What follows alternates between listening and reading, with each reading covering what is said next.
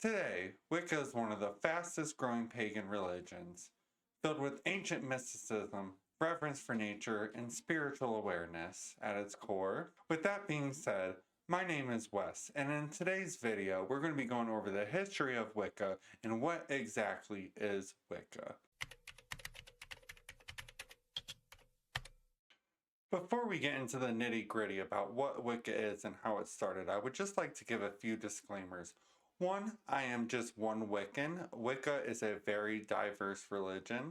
So if I do things one way, someone else might not do them the same way, and that is perfectly okay. The second one is, please excuse my background. We just bought a house and we are currently in renovations. Okay, so first I would like to talk about the history of Wicca. Wicca was founded in the late 1930s, early 1940s by a man called Gerald Gardner. Gerald Gardner was described as a bit of a weird man, however, he was also very well seen as a very smart and brilliant man. In 1939, he claims he was taken into a dark room, hooded and cloaked, and there he was revealed a coven of witches that taught him the practices of ancient magic. After this, he became obsessed with the thought of magic, so he spent the next few decades growing and learning more about magic. In the early 1940s, around the time of World War II, it was said that him and his coven went into a grove to perform a rite. This rite was simply to help from the German soldiers coming into the UK.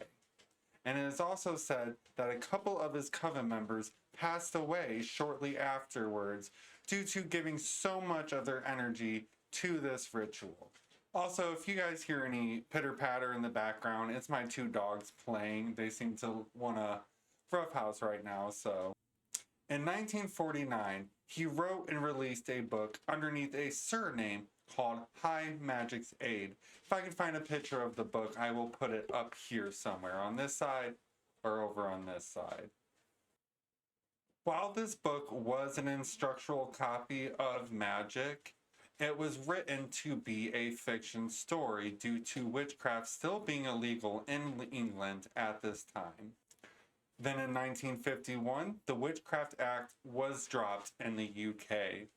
Now that the Witchcraft Act was dropped in the UK, in 1958, Gerald Gardner appeared on a British program to spread Wicca to the world. And then in the early 1960s, a man called Raymond Buckland introduced Wicca to the United States. There is a brief overview of the history of Wicca. Now let's get into what exactly is Wicca. But before we get into it, if you like this video and you feel like it's informational and want to see more of my videos, go ahead and hit the subscribe button, and then while you're down there, go ahead and like this video to show me that you liked it. Alright, now that we discussed a little bit about the history of Wicca, let's get into what actually Wicca is. Well, simply put, Wicca is a spiritual-based religion that also worships nature. A lot of people like Wicca because it allows you to connect to something much older and much deeper than we are. Wicca is a polytheistic religion, meaning that we believe in two deity or more. We worship the god, which is represented as the sun, and then the goddess, which is represented as the moon. Now here is the part that we are all here for. No, we do not worship Satan. We do not believe in Satan. Satan is a Christian concept. Therefore, it does not align with Wiccan beliefs. Wicca teaches us that the god and the goddess is manifestations of divine energy. They are within us as well as representations and manifestations throughout nature. Wicca teaches you that there is a broad spectrum of spiritual and physical states, which allow you to connect to the god and goddess and commune with them. Wicca is a faith that utilizes witchcraft in its practice. However, you do not have to practice witchcraft to be a Wiccan, and you do not have to be Wiccan to practice witchcraft. There is a few moral codes that Wiccans do abide by. Not all Wiccans do, but most usually do from what I understand and what I have read and talked to about with other people. The first moral code that we follow is the threefold law. And this simply just states that whatever you put out into the universe shall be returned to you times 3. The second rule that Wiccans follow is the wording of the Wiccan Read, which is a short form poem almost that just goes over a few ground rules that a lot of Wiccans like to follow. And that main part of the poem that you should focus on is, if it harms none, do what you will.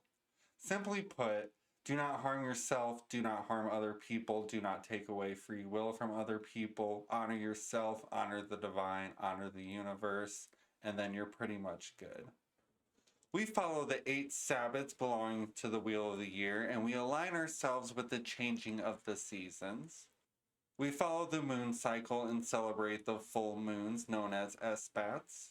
We utilize tools such as tarot, divination, oils, herbs, crystals, candles to bring about positive change in our lives.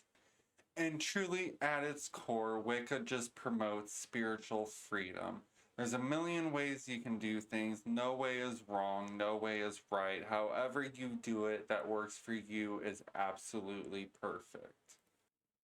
If this video helped clarify what Wicca is, give it a like and a subscribe.